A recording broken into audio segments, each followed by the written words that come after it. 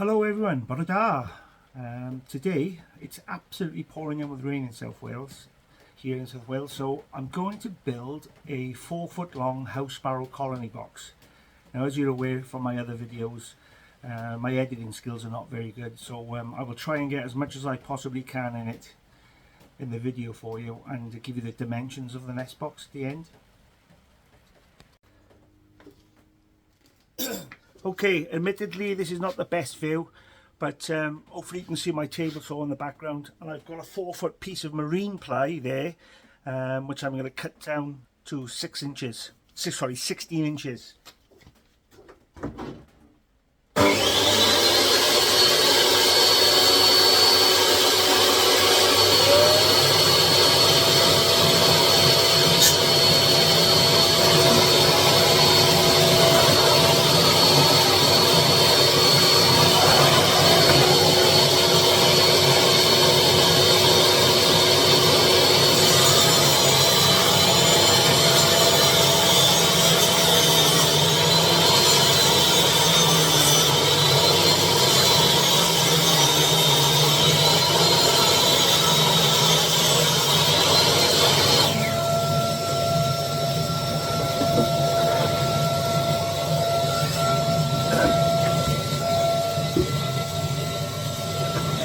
So I've cut it down.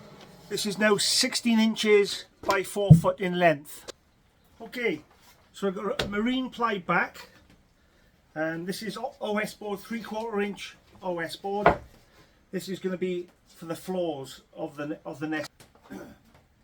So in order to find out how many nesting chambers I can get in this one huge box, it's 122 centimeters, 4 foot.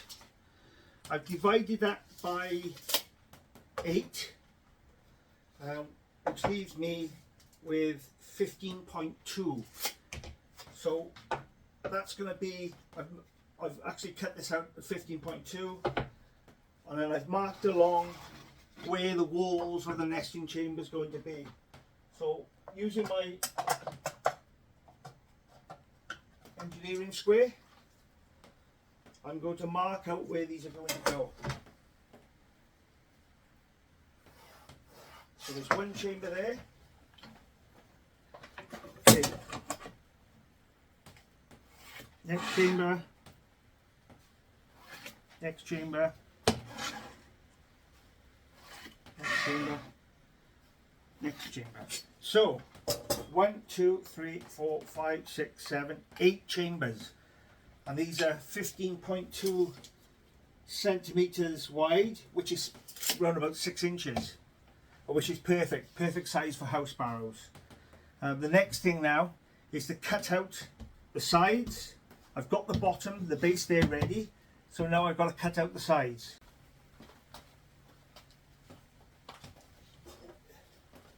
Okay, so I normally have, for my sides of all my nest boxes, I have 10 inch to 9 inch, which gives like an inch pitch. So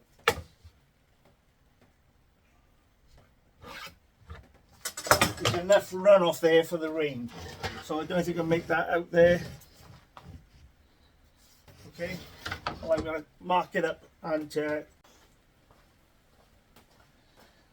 okay. So these are going to be my 2 external end pieces, and these are going to be the pieces that are going to segregate the nest boxes inside. These have to be 3/4 inch, 3/4 inch less than these, because the bottom's going to fit across and they will slot into the bottoms, which I'll show you how we're going to do that in a sec. So these 2 outer walls must be fit first. So from the bottom, I've measured 6 centimeters, and I'm going to run a line right down the length of the back piece. And this is going to tell you where the bottom of the sides are going to go. All I have to do now is fit the external sides. So before I fit anything, I'm just going to go around the sides with a bit of sandpaper just to eradicate all the splinters as you get when you're cutting ply. Just a very quick makeover, that's all it's going to take. And it's a lot easier to handle then if there's no little splinters hanging out. Yeah, that's better. So that's the two external sides. Let's just sandpaper down here, so.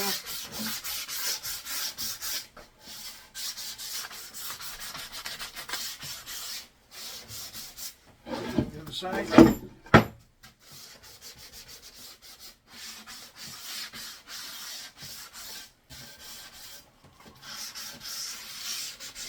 Right, that's going to make it a lot easier to handle now.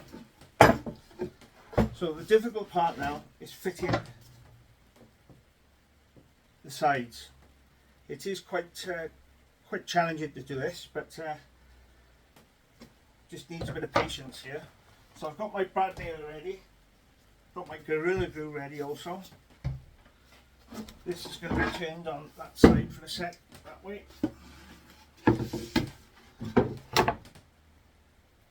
Actually, it's going to be quite a heavy box, so I don't think brad nails and glue is going to be enough. I think we need to add a few screws as well. So I'm going to just mark out some pilot holes where I want to put the screws.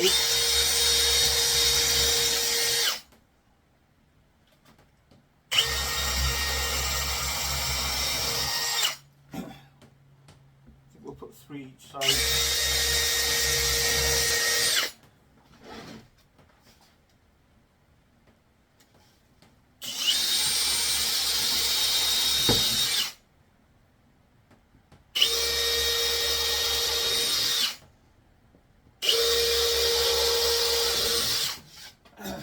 Could put some brad nails in between as well, just to strengthen it up a little bit. So that's where these are going to fit. Now this is the tricky part,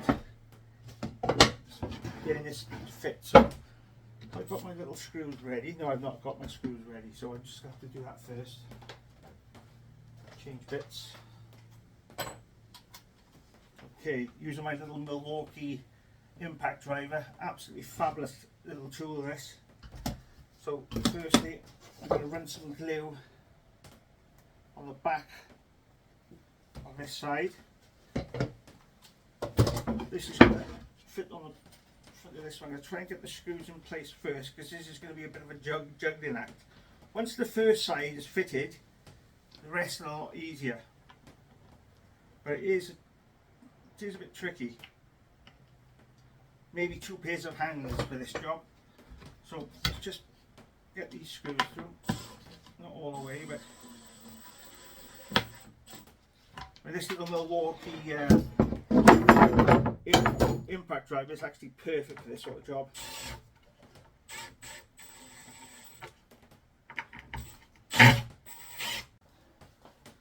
Okay, I'm going to try and clamp this in place first.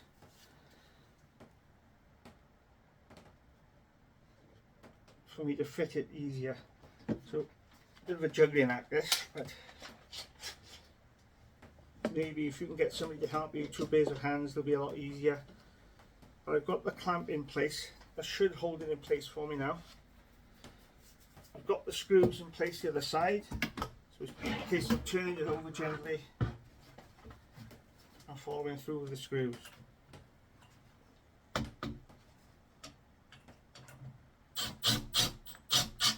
Okay, there's the one screw.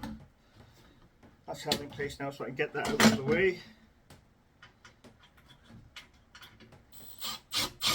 Second screw. Third screw. Okay, that's the first piece in place. Now we're going to get the second one fitted.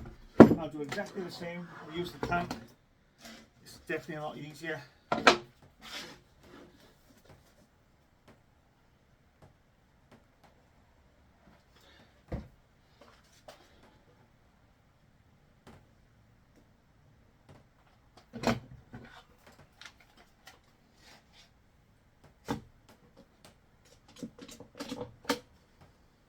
Okay, that's in place. Sit down all nice and flush. Now it's the case of turning it over. So Daisy, turning it over. It's got out the sink just behind it. That's where it needs to go there. Try that again. You can see how tricky it is. Two pairs of hands will definitely be a lot easier. But as I'm on my own, I'm heavily relying on this clamp to keep things in place. So when you get the first screw in, it's held in place then. So one screw. And like I said, I'll put some brad pins in this as well, just to strengthen it up a little bit.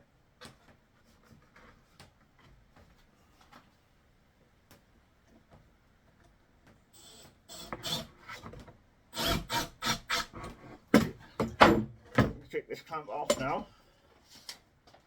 The third screw in, which is there.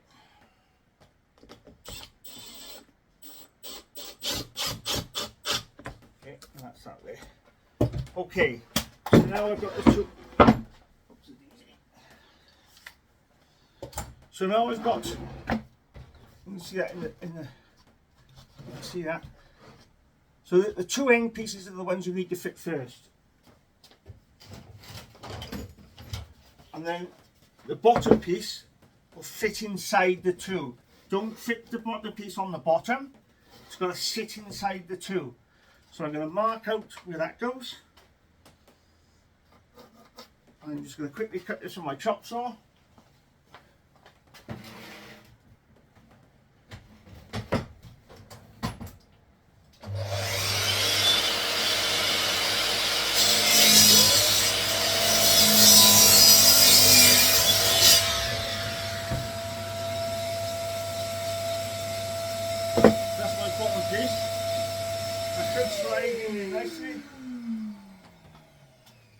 Needs tapping in the slot. Tap this in. There you go. Okay, you don't need to glue the bottom piece. I mean, this is going to be difficult to glue anyway. You have to glue anyway. But you want to get the outer pieces in place. So I'm going to try and use a brad pin. Get a brad pin in first to keep it in place. And you can follow it up with some screws also. Make sure everything is all flush before you actually fix it.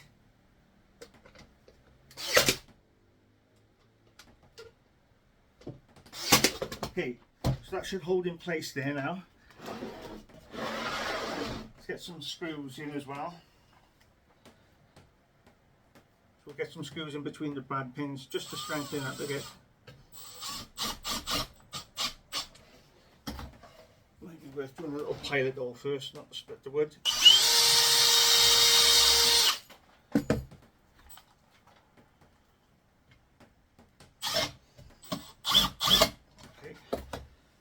The glue. Turn it on the other side.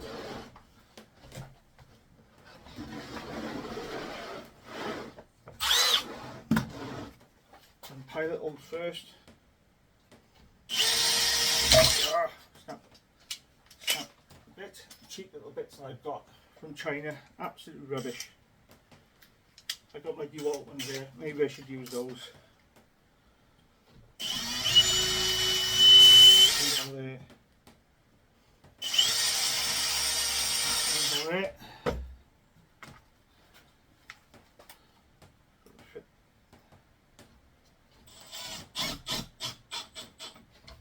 Nicely.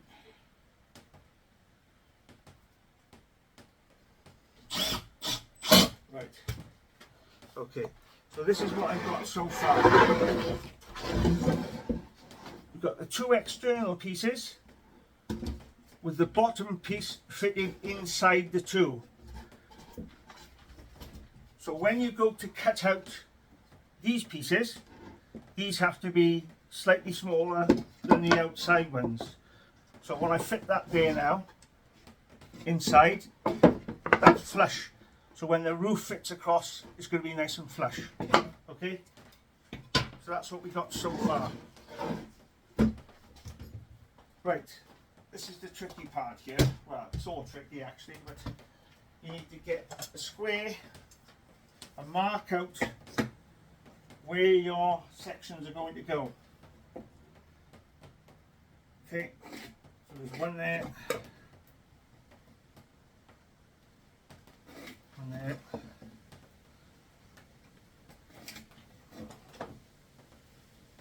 So we want to try and get this as uniform as possible, so it's worth going this extra little bit just so everything lines up. Okay, so that's that there. Then mark the outside. This will help us when we come to screw a brad pin. By marking it out, we'll actually know where to fix it. Basically, like stud partitioning, you want to know where your uprights are to fix the screws when you fix a plasterboard. Okay, like I said, it's worth going this extra little bit. So you know exactly where you've got to fit it to then. One there. There.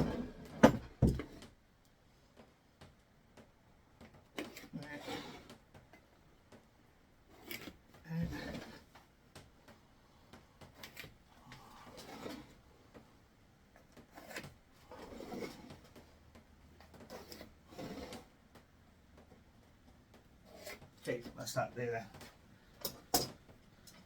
We've got the tops measured as well, marked. Again, this is going to help us to line it all up later. It's time consuming, it's worth taking your time. Okay. Let's get a bit of sandpaper in it.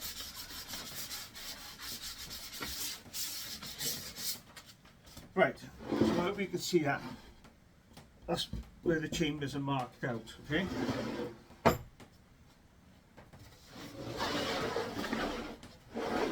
Now, these pieces will fit to the left of the line that you've marked.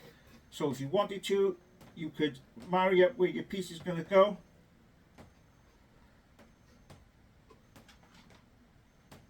And mark it out again if you wish. Again, this is going to help when it comes to the fixing, but this is optional. If you think you can do it without this, then you don't need to do it. I prefer to do it like this. I know exactly where the screws and the brad pins are going to go by doing this.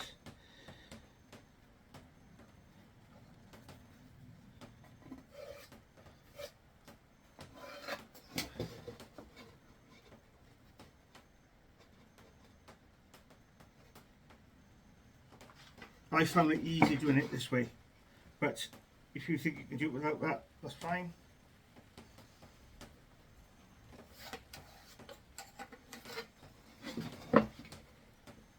I've not fitted the bottom piece yet, so we'll come to that in a sec.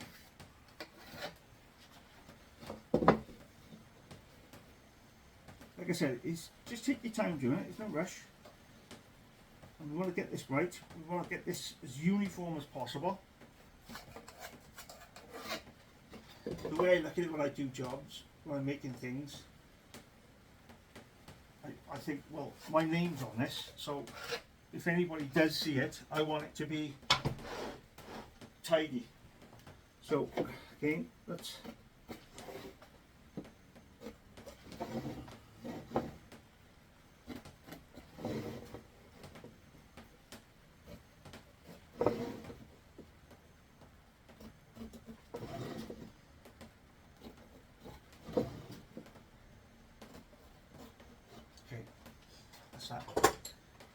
This bottom's not been fixed yet, so we're going to do that now. Now I'm going to get the depth. So with my small little backhoe square, I know that that is where I want it to fit. That is where I want it to sit.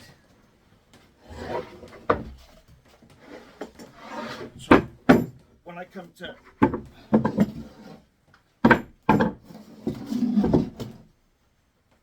fixings in, I've got exactly the right measurement for it. What we don't want is brad pins or screws sticking out on the inside. Let's just get the depth of this a sec, and I know exactly where it's going to go now. So we'll make my second line. Actually, no, that's wrong. It's going to be slightly deeper than that, isn't it? So let's get this right. So that's where it's going to sit. This is, like I said, you don't have to do this, but this is how I find it a lot easier.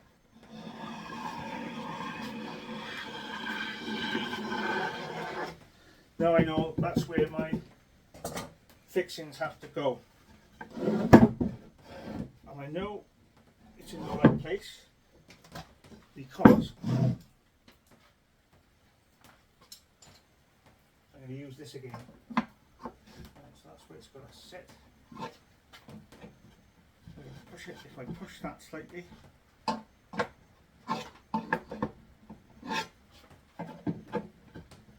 okay, right, so let's just get a pilot all in here a sec.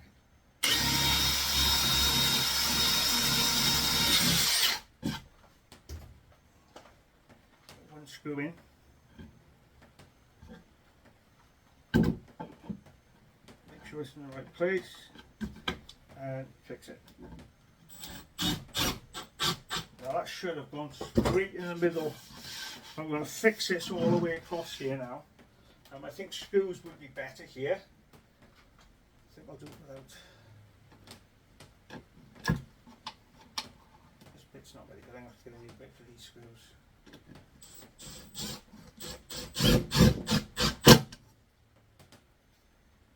I'm going to fix it every 6 inches or so, I think. If you don't want it sagging, and what I'll do when I go to fix this, I'll actually paint it 3 or 4 times with masonry paint. I'll put felt on the back of this so the back is not touching the wall or whatever surface it's going to be fitted to. Those extra little bits will make it last a lot longer. And, you know, we're thinking about the longevity here now. I want this to still be in place in 10 years' time. So by doing those extra little bits and pieces, you're helping it to last longer.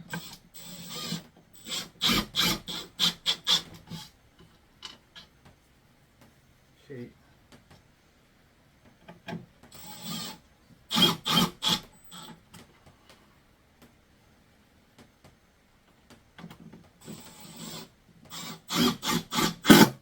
So that's evenly dispersed across there now, so that should be the bottom part fitted nicely. Now,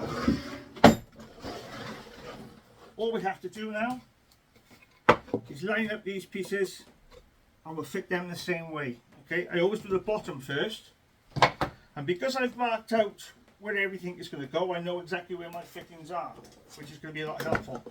In fact, I've not done this on the back here yet, so just bear with me just quickly.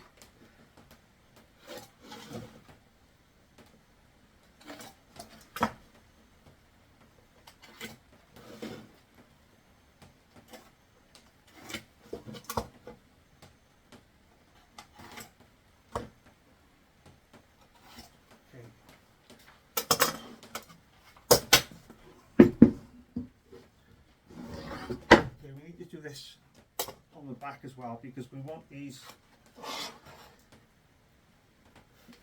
nice and even, nice spaced out uniform, if you like.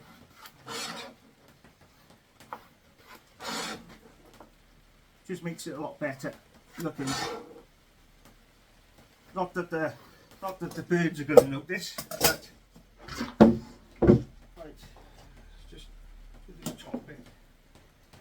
I'm going to do the back of this as well now, so I can do my pilot holes right in the centre of these pieces I'm marking out. then I know then that the screws and the brad pins will go in the centre and not poke out anywhere. You might say, well, I'm going to great lengths to do this, but just get it right, doesn't it? That's the main. Bear in mind, this is going to be quite heavy, so we need to fit this and connect it together as strong as we possibly can. Okay, so let's turn that to that side. Use my bigger 12-inch.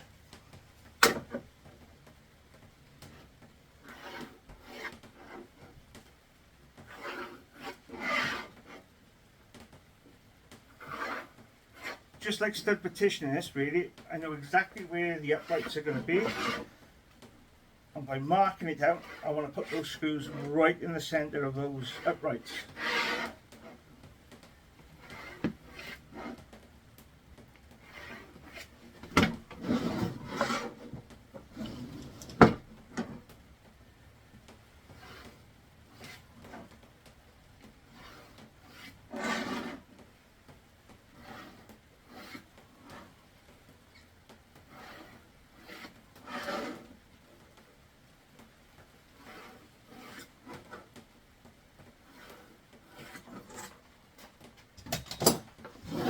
Right, all that off. Okay, let's get some pilot holes now. I think I'm going to set a bit in the first because that absolutely die a bit. I have to use my masonry bits in it, so that's not big enough.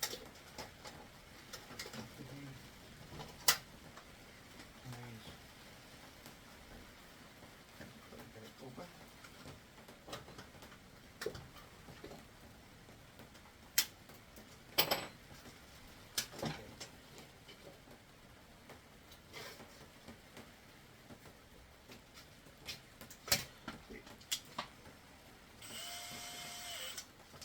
Right, pilot holes, just need 2 in the bottom. Don't go too close to the ends, we don't want the ply splitting.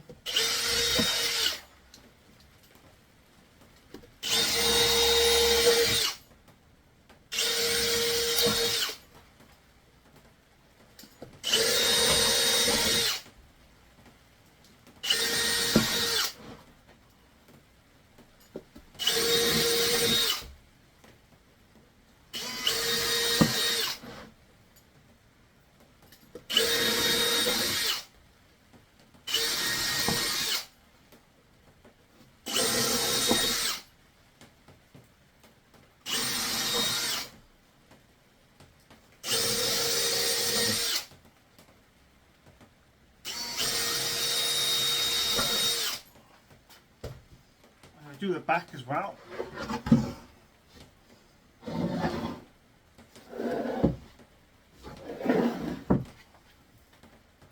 Actually, it's easier. You do it lying down. So spin that round.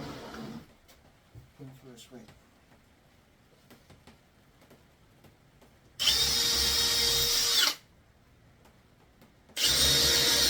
I think 2 will be enough as well. This is just to hold it in place, really.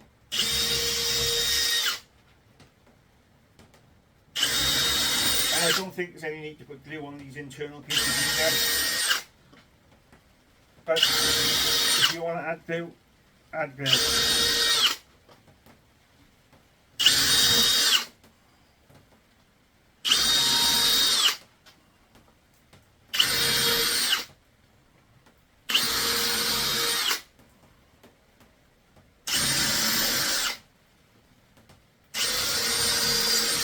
Okay.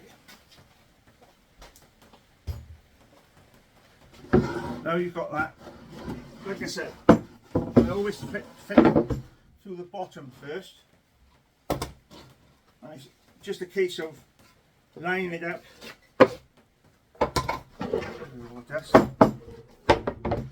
Lining it up and fitting your screws through. Your pilot screws. Okay, let's go for the first one then.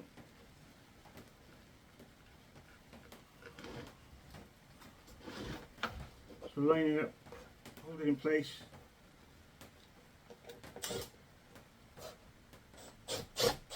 Put the screw in. The first one. Second one.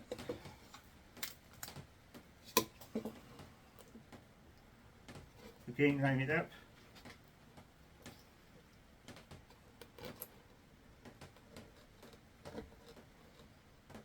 Now I know this is plumb because I've marked it out with my square, and it'll all match up nicely in the end. Now I've done it like this. It's all going to be nice and uniform.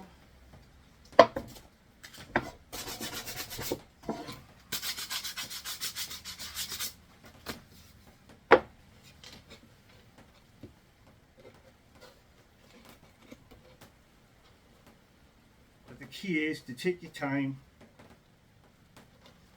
and line it up as best you can.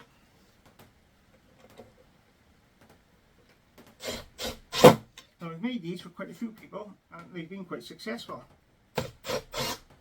I've even had some just with blue tits and grey tits nesting in them, but that's good enough, that's good. As long as something nests in them, that's the main. I mean, house sparrows are declining. I know I get reports every year, oh there's millions in my garden. Yeah, well, where I live, I didn't have any house sparrows in my garden at all. But I must say, over the last couple of years, there's been a resurgence of them, I think, a resurgence. Numbers are a lot better than what they have been, but I do notice that they do rely on feeders in gardens, I think, house sparrows, more than any other species. So I think we need to cut, we haven't cut enough here, so I'm going to have to cut another one of these a sec. So let me fit this last one. I thought I'd cut enough, but obviously I didn't. Some place.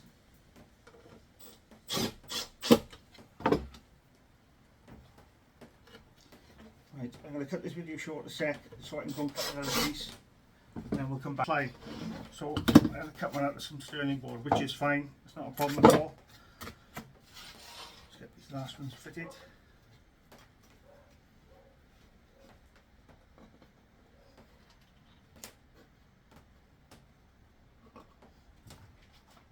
So these internal pieces can be OS board, like because the bottom's OS board. It's not going to get touched by the rain inside, so I find OS board pretty good anyway. There's lots of glue in OS board, so I wouldn't say it's waterproof, but it's certainly water repellent. And if you put masonry paint on it, a couple of coats of masonry paint, you'll be surprised how long that will last. I've had OS nest boxes with masonry paint on them in place after 8 years, and that is on the Brecon Beacons National Park as well, so it's quite a higher elevation where the weather is a lot more brutal. Right, so I fitted all those now to the base. What I'm going to do now is fit them all at the back. So we get these nails on this side, the screws this side, make it easier. And what you can do, if you're not going to mark them out with lines, you can use your square and just put the sides up to get them nice and straight, if you wish. You can do that if you want, but I've already marked mine out, so all I've got to do is line them up to the corresponding lines and then fit my screws.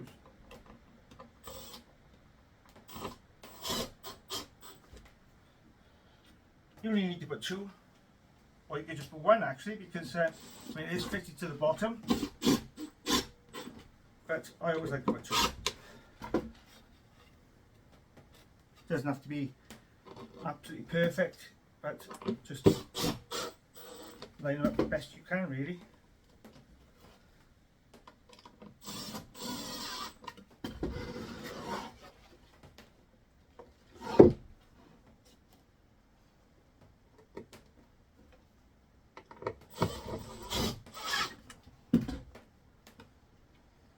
Okay, I've measured the front and I'm just about to cut the last piece out.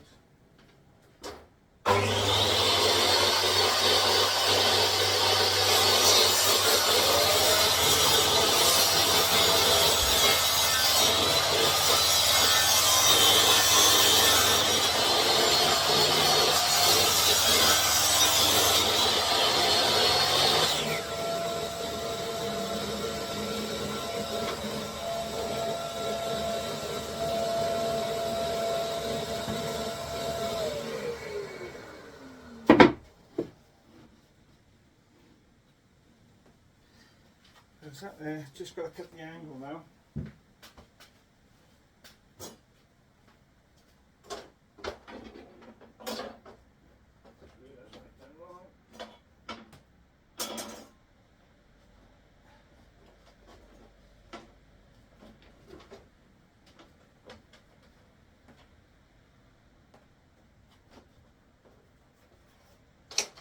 Cut the wrong piece, cut the wrong end, so I'm going to have to redo this a set.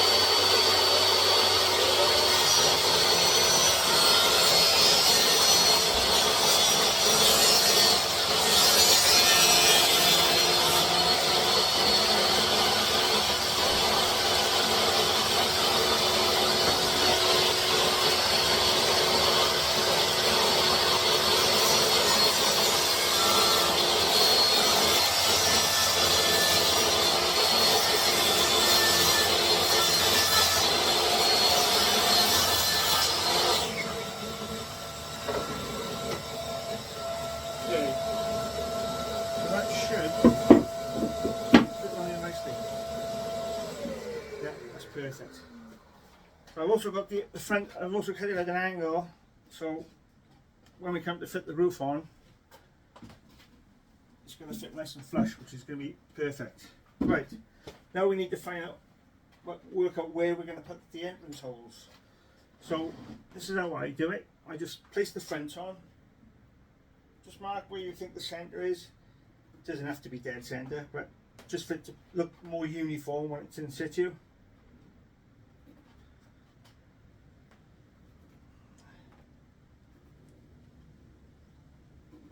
And then with your square then, just mark where you're going to put it.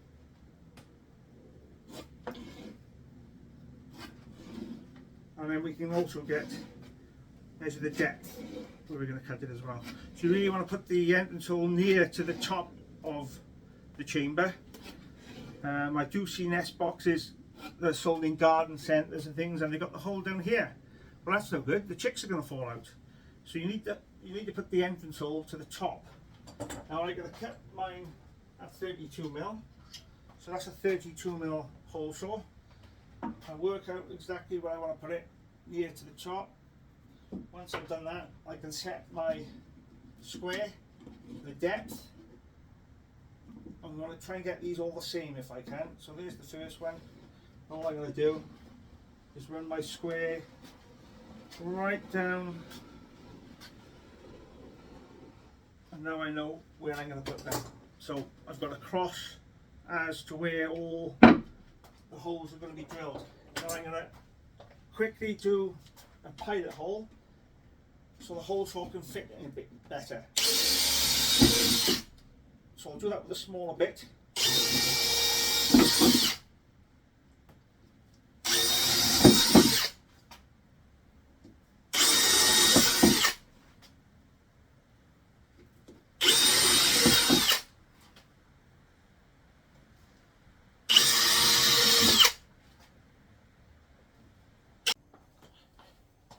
I like to use my hole saws. I use these Bosch bits, the detachable bits. So if you do get a piece stuck in the end, all you have to do is take it out, and you've got these big holes on the side where you can actually poke through to release what's stuck inside, and it's just, they snap on like that. And these are ultra sharp as well. I mean, I've had this quite a while now and it's still really sharp.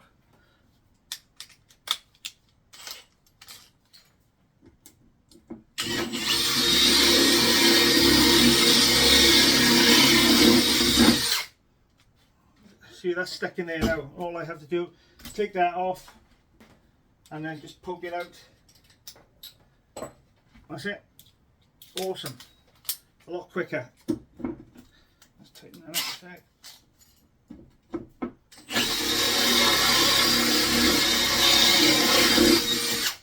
And this drill is the new Milwaukee M18 FBG3. I believe this is the Generation 4 drill, combi drill. Absolutely incredible tool. Really good tool. It's got that anti-kick, so if something does get tangled up and it twists, it stops, it cuts out, which is good, because I've used drills before and they've nearly taken my wrist off.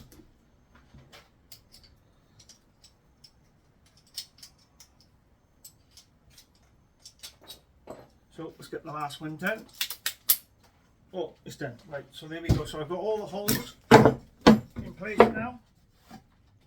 It's the case now of fitting it all together. But first and foremost, I'm going to get some sandpaper and sand where I think is appropriate. Let's get rid of all these little pieces first. We'll stick these in the bin.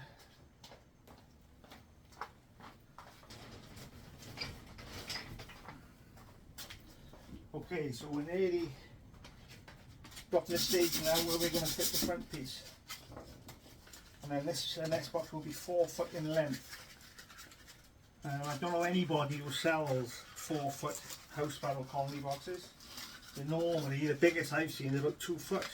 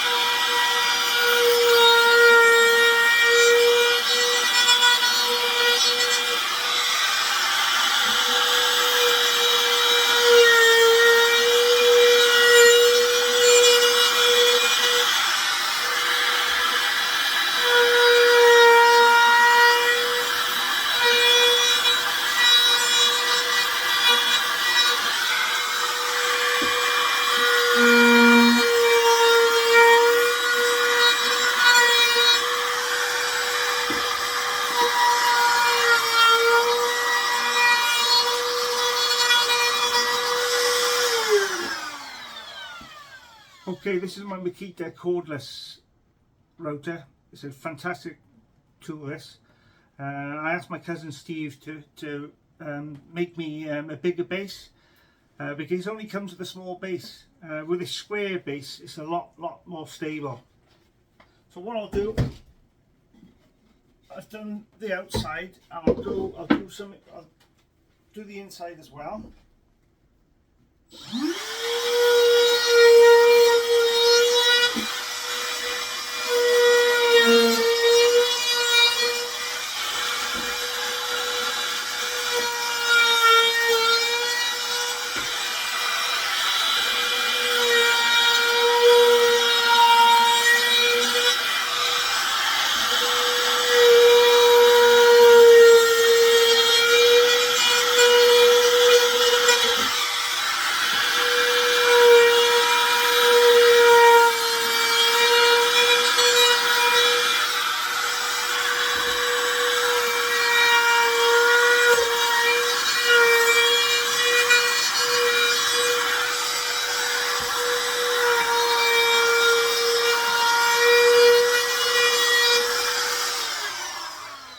Okay, that's a lot better. Nice rounding.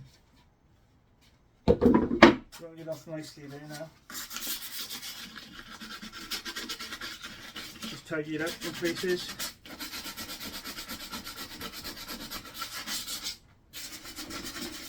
Nice. Now what I'll do, I'll fit this front now, and then I'm going to use my router again and chamfer around the edges, okay? So, I'm going to line it up just to make sure it's all cut perfect. Final check, which it is, that's lovely. By the time I come to fit the roof on, that's going to lie on there nicely. Right, so, let's just get a hoover and tidy up. I'll do that after actually. Let's get rid of the sawdust. And what we're going to do, we're going to glue this on. Now this will obviously steady it right up now. And bearing in mind I've got a marine ply back, there's a marine ply front going on in a sec. And I'll probably do the roof in marine ply because I've got a spare little piece which will be enough for me to do the roof. Now obviously marine ply is waterproof, so I don't really need to paint this, but I will be painting it anyway for longevity. With regards to the roof, I shall be putting felt on it, so it's going to have 2 skins of felt, and that really should last a long time then. Okay, now it's important when you fit the front on to do the top corners first, okay? They need to be in place and they need to be nice and flush. I'm going to do this with brad pins first. One there, align the other side up. I'm going to take my time and make sure it's nice and flush. And then when it's in place, I'm going to fire a pin just to keep it all in place. Okay, that didn't fire all the way there, so let's just knock that in slightly. Right, final check. Everything is nice and flush, which it is, lovely. And then I could go around with brad pins, screws or nails. I'm just going to do the brad pins. So I'm only going to put one on each segregation wall inside.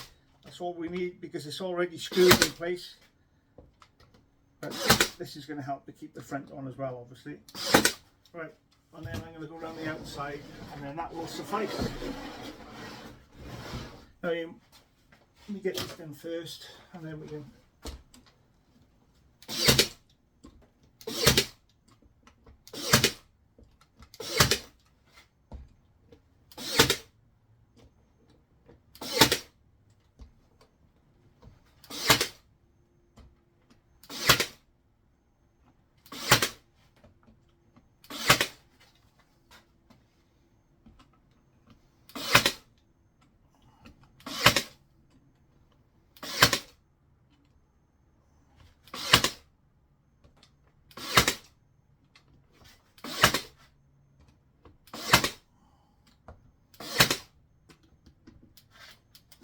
Run out of brad pins.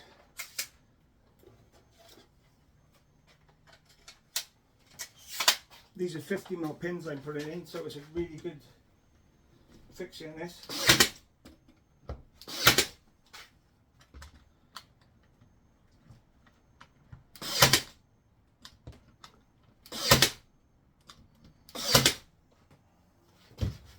Okay, so that's that. I've kept the brad pins away from the edges, because obviously I'm going to go around with this. I'm going to go around with my router in a sec.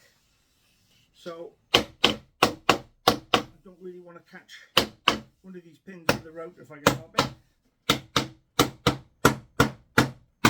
Because router blades are ridiculously priced now.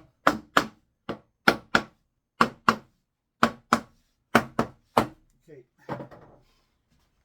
Nearly finished the main structure now. Let's just router the edge to round it off nicely.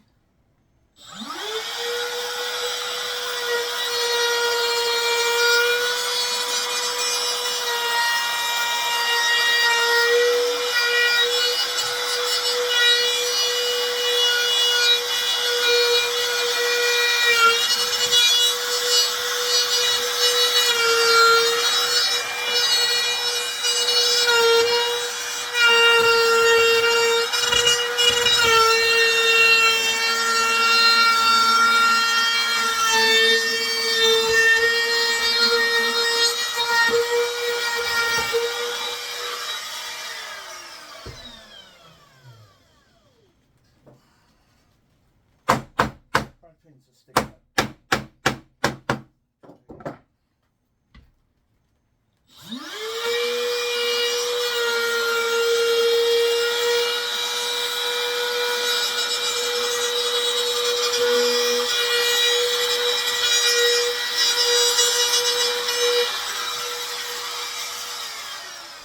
Okay.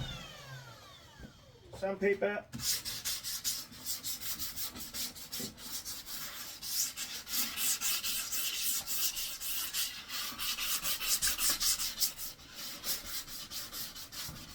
Probably do the sides as well, actually. Might be easier if I do it like that, actually. Make sure these right pins are in.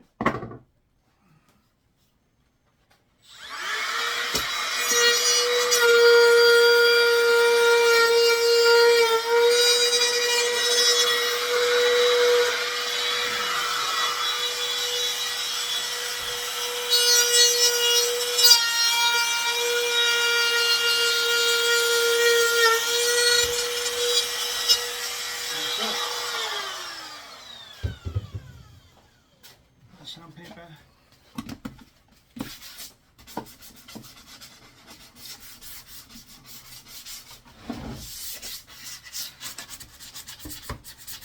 That's lovely.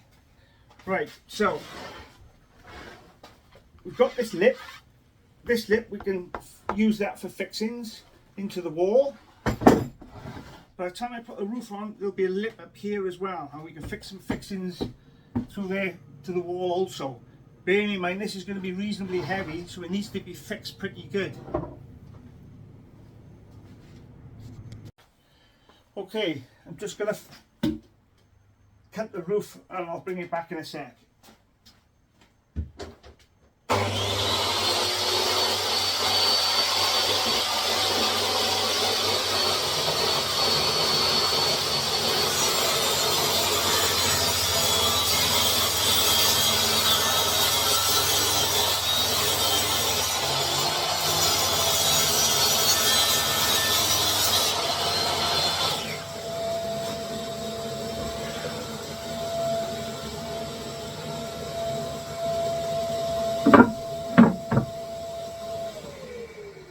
Like a glove. So that's what it's going to look like. As you can see, that is the end. Is the overhang for the roof. Plenty of overhang, so it's not going to, the rain's not going to get into these entrance holes, and it offers a bit of protection as well. House sparrows like to perch on the front of these holes, and that sometimes can be easy prey for crows and birds of prey. So with that little bit of overhang, it does protect it a bit. Okay, so I've cut the roof. I've cut it at an angle on the one edge, so it's going to lean up against the back nicely. And what I use as a hinge is basically bricklayer's damp course. You can get it in all sorts of sizes. This is, let me have a look. This is 6-inch damp course, okay? So you need to fit it to the roof. Sorry, fit it to the roof. And you want a little bit of an overhang. So, see from there, get nice and even. That should suffice.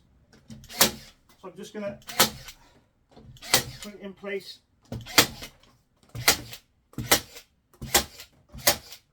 With my Milwaukee 12-volt stapler. Fantastic little tool that is. Just make sure the stapler is at home. Okay, that's good. And then you want to get some roofing cleats or felt nails. Alright? And actually, you don't need felt nails for this. All you need is a couple more staples near to the edge, not right up to the edge. That will suffice. And then we're going to put the felt on. Okay, so I've cut some felt. It's quite a big piece of felt this is, because obviously it's a 4-foot roof, or a 4-foot long roof. So place the felt upside down, put the roof upside down like so, even it out a little bit. So with this now, you want to cut the felt to 63 centimeters, so 63 centimeters, and the length of it is 157 centimeters. Okay, so centralize it. So from the bottom of the roof, have about a 4-inch overhang, and then what you want to do then is make your first cut in the corner. Just cut it, just make a cut towards you, bend this over, and you want to secure this in place.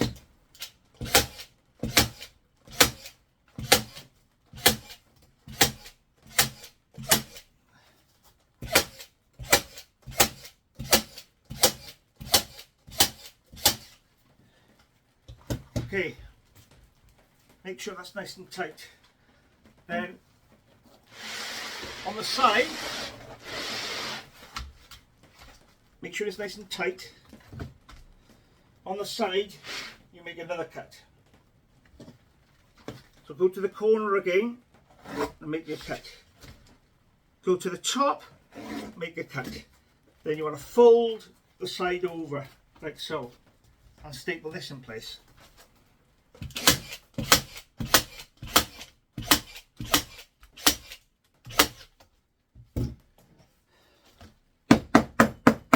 Make sure the staplers are all in, and on the other side you do the same.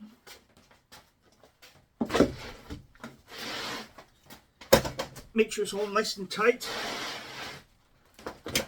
and make your cut from there to there. Come on. And then fold it over, put it as tight as you can.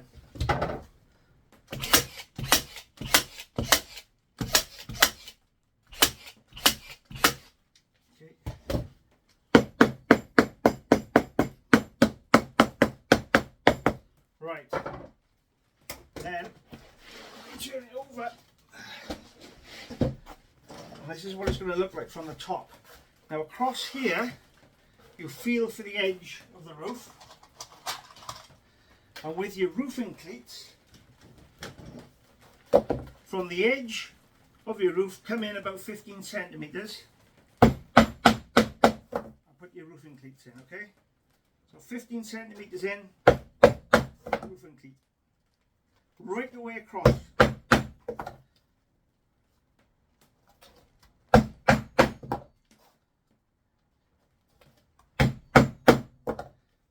Now this felt shouldn't tear now when you come to open and close your roof, alright, because we've got this damp course underneath acting as the hinge. That also prevents the felt from splitting as well. Okay, don't be scared to use these roofing cleats. Okay, 15 centimeters from the top, and you want about 4 inches in between, maybe, right the way across. One short. Now these hold better than staples, okay, so you can put staples underneath, that's fine. But on the top, you need roofing cleats. Right, okay, once we've done that,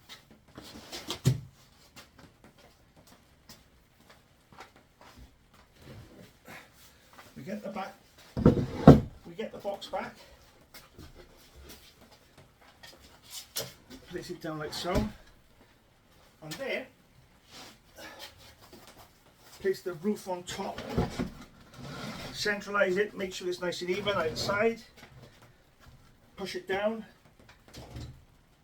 and then you want to put roofing cleats right in the corners. I'll put a few in and I'll show you.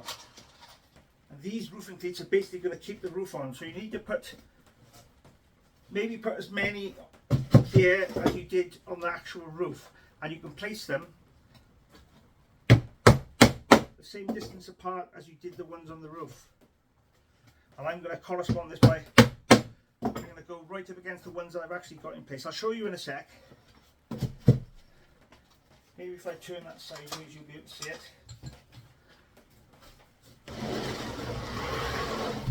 So, the roof is nice and tight. Okay, and I'm putting the felt nails right in the corners and trying my best not to split the felt. Okay, you don't really want to split the felt. If you do that, you're going to have to re-roof it, because otherwise rain's going to get down the back of the nest box. Well, on saying that, it won't. It'll hit the damp course, but it'll go underneath the felt, and that's what we don't want.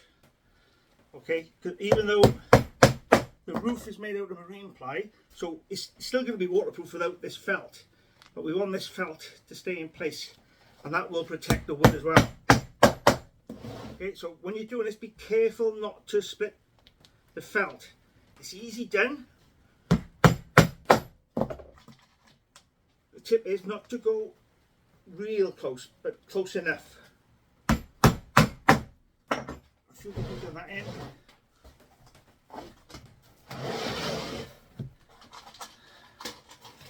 Just get these done and I'll turn you around and show you what we do next.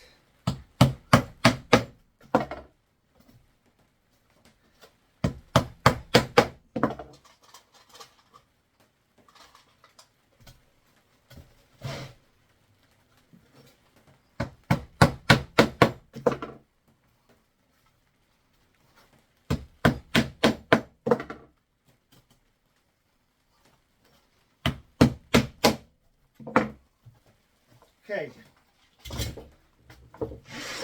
so that's what we've got so far. Now we want to tack this over like this, okay? But to do this, we need to try and put this on nice and tight. Now this is going to be the tricky part here, alright? So you want to cut across the felt like this, pinch that in behind, just in place. I'll show you that side, just bear with me. So we want to cut across this felt at the same height as the roof there. Sorry, as the back, not the roof. So I'm cutting the felt to correspond there. Then all I'm doing is tacking that behind the box like that, keeping that in place. Alright. Then what you need to do, put the box flat, and this bit of felt here, we tilt forward. No, that's wrong. That's not good. I have to go back a little bit, I think. That's it. So this bit of felt here, we want to cut this off. Okay, we cut it off at where the roof is, and this is going to tack in behind the back of the box.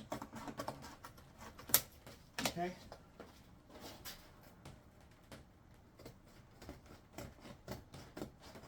Now I did say I was going to put felt on the back of this, but if I paint it with masonry paint, that'll be fine. So this felt then comes over like so, and all you need to do is to staple this. You don't have to put a roofing cleat on this.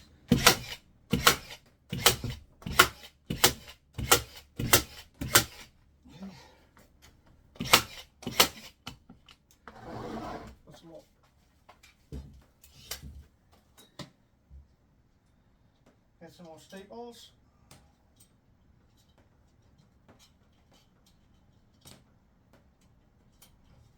This is another fantastic Milwaukee product. It runs off 12-volt batteries. Really powerful little thing. Really impressed with it, I am. And this bump action, cool, it's really speeds the process. Goes to the sides as well, if you want to get it tucked in nice and neat. And that is pretty much it. So now you've got a hinge on the roof, okay? It opens up all the chambers, and what you can do, I mean that's quite heavy, it's going to take a lot of wind to blow that up. You could put catches on the side, which is each side, which is what I'll probably do, just to secure the roof down. Okay, and that's what it's going to look like on the wall, or the fence, or wherever you're going to put it. Okay, and that is how I build a 4-foot multi-chamber colony box for house sparrows.